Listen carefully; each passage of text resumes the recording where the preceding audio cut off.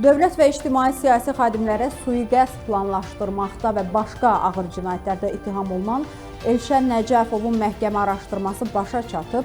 Bakı Ağır Cinayətlər Məhkəməsində keçirilən sonuncu iclasda hökm oxunub. Məhkəmə belə qənaətə gəlib ki, Elşən Nəcəfova verilmiş ittihamlar kifayət qədər dəlil və sübutlar, həmçinin səs yazıları, şahid ifadələri ilə təsdiqini tapıb.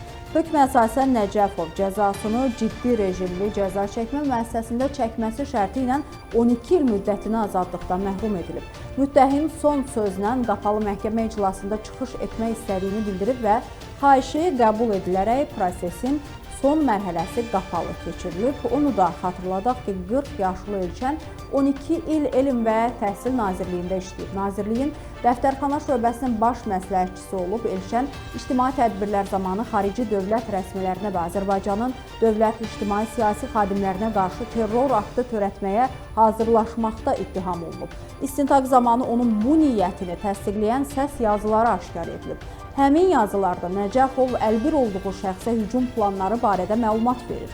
O, Dövlət Təhlükəsizliyi Xidməti tərəfindən saxlanılıb. Məhkəmə qərarı ilə Elm və Təhsil Nazirliyində iş otağına baxış keçirilib, xidməti kompüterində axtarışlar aparılıb. Nəcəfova qarşı Cinayət Məcəlləsinin dövlət və ya ictimai xadimin həyatına sui-qəsdə hazırlıq, terrorçuluğa açıq çağırışlar, dövlət əleyhinə yönəlmiş təkrar açıq çağırışlar, dini ekstremist materialların hazırlanması, yayılması və saxlanması maddələri ilə yekun ittiham elan edilib.